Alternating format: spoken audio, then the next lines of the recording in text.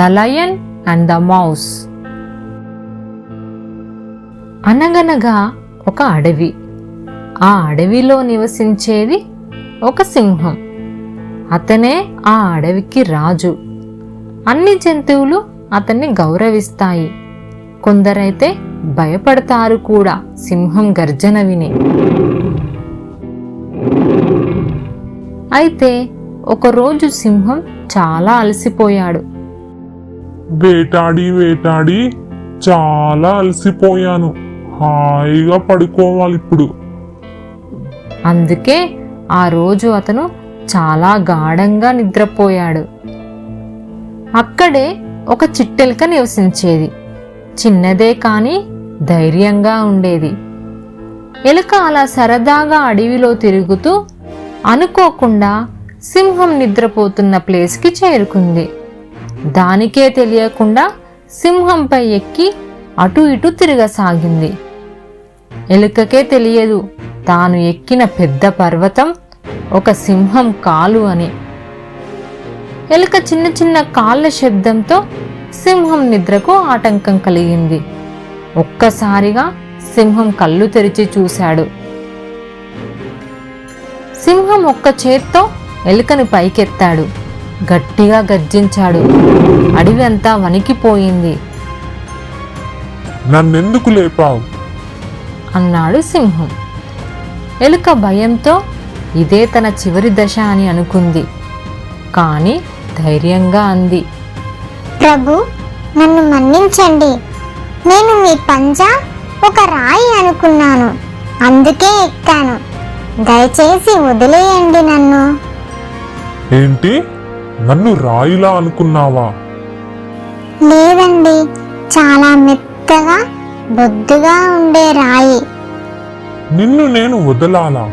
ఎందుకు వదిలేయాలి? ఏదో ఒక రోజు నేను మీకు సహాయం చేస్తాను రాజా. అడవి నిశ్శబ్దంగా మారింది. ఆ మాటకు సింహం గట్టిగా నవ్వేశాడు. నువ్వా నాకు సహాయం చేస్తావా? నా పంజా కంటే చిన్నగా ఉన్నావు. కానీ ఎలుక కళ్ళలో ఉన్న ధైర్యం ఏదో సింహం మనసును తాకింది. సరే వెళ్ళిరా, నేను నిన్ను వదిలేస్తున్నా. ఓ రాయి ఎక్కే బుజ్జి, ఇంకా మళ్ళీ రాజుల మీద నడవకు. ఆ మాట వినగానే చిట్టెలుక అక్కడి నుండి పారిపోయింది.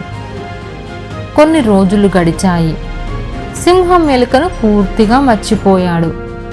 కానీ చిట్టెలుక మాత్రం ఆయన దయను మరిచిపోలేదు. ఒక సాయంత్రం సింహం అడవిలో తిరుగుతూ ఉండగా అడవి మధ్యలో వేటగాళ్ళు వేసిన వలలో సింహం పడిపోయాడు. సింహం వలలో చిక్కుకుంది. అతని గర్వంగా ఉండే శరీరం ఇప్పుడు బందీ అయిపోయింది. సడన్గా ఒక పెద్ద అరుపు అడవిని మొత్తం కుదిపేసింది. అన్ని జంతువులు భయంతో దాగిపోయాయి. కానీ చిట్టెలుక మాత్రం ఆ శబ్దాన్ని విని వెంటనే పరుగులు తీసింది. తన హృదయం బాగా కొట్టుకుంది. కానీ ఎక్కడా ఆగలేదు, పరిగెత్తసాగింది. ఆ పెద్ద వలను చూసి తాడుపైకి నిదానంగా ఎక్కింది. బలహీనమైన శరీరంతో కానీ బలమైన సంకల్పంతో తాడు కట్ చేస్తూ చివరికి సింహంని విడిపించగలిగింది. సింహం నమ్మలేకపోయాడు. తాడు, ఎలుక, తన మీద కరుణ చూపిన ఈ బుజ్జి. నీవేనా ఈ తాడుని కట్ చేసింది? అప్పుడు ఎలుక, మీరు చిన్నవాళ్ళు సహాయం చేయలేరన్నారు, కానీ నేను చాలా చిన్నదాన్ని. నా హృదయం చిన్నది కాదు కదా. సింహం తల వంచాడు. అతని గర్వం తగ్గింది. ఆ రోజు నుండి సింహం మరియు చిట్టెలుక స్నేహితులయ్యారు. అతను ఎలుకను రక్షించాడు. ఎలుక అతనికి నవ్వడం నేర్పించింది. నీ వల్ల అడవి మొత్తం ఒక గొప్ప విషయం నేర్చుకుంది. దయ అనేది బలహీనత కాదు, అది నిజమైన బలమని. ఎవరినీ వారి పరిమాణంతో అంచనా వేయవద్దు. ఒక్కోసారి గొప్ప వాళ్ళకు కూడా సహాయం అవసరమే. దయ ఎప్పటికీ వృధా కాదు, అది ఎప్పుడో తిరిగి వస్తుంది. ఈ కథ మీ మనసును తాకిందా? అయితే ఒక లైక్ వేసేయండి. మీరు ఎప్పుడైనా ఒక చిన్నవారి నుండి సహాయం పొందారా?